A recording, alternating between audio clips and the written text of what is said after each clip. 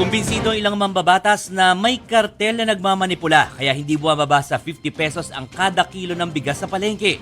Kung wala raw kasing nagsasabuatan, dapat 35 pesos na lang ang presyo ng bigas ngayon.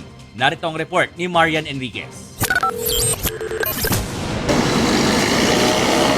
Hulyo ng tapyasan ang taripa o yung buwi sa pag-aangkat ng bigas sa bisa ng Executive Order No. 62 ni Pangulong Bongbong Marcos. Halos kalahati ang binawas. Target kasing mapababa ang presyo ng bigas. Pero makalipas ang 4 na buwan, hindi naman ito nangyari. Sa Quinta Committee hearing kahapon, ginisa ng mga kongresista ang importers at rice retailers kung bakit hanggang ngayon ay hindi bumababa sa 50 pesos ang kada kilo ng bigas sa palengke. Mag-ikot ka sa palengke, itataya ko na sweldo ko, bonus ko, pati bahay ko. Wala kang mabibili na lintik na less than 50 pesos. Bihira po, Mr. Chair. Pinagbubula tayo ng mga hinayupak na ito.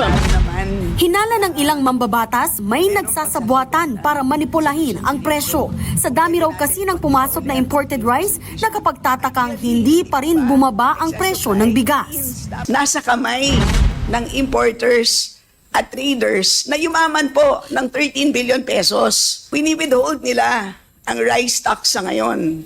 Maawa naman sila, di ba?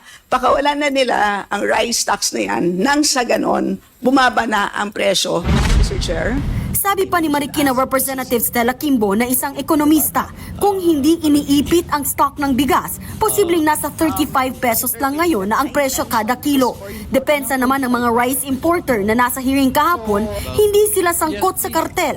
Maging ang retailers group, giniit na maliit lang ang pinapatong nila sa mga binebentang bigas. Sa hiwalay na pagdinig ng murang pagkain super committee, inamin ng Agriculture Department na mayroong umiipit sa supply ng bigas pero wala raw silang kapangyarihan na manghuli. Habang wala pang malinaw na solusyon sa problema, hinimok ng Samahang Industriya ng Agrikultura o SINAG ang gobyerno na ibasura ang EO62. Imbis daw kasi na makatulong, nawalan pa ng higit 32 billion pesos na kita ang gobyerno. Ayon sa SINAG, dapat ibalik ng Department of Finance sa mga magsasaka ang nawalang kita sa taripa. Kung ginawa raw kasi itong ayuda, mapabababa ng mga magsasaka ang farm gate price nila na posibleng magresulta sa mas murang bigas sa susunod na taon.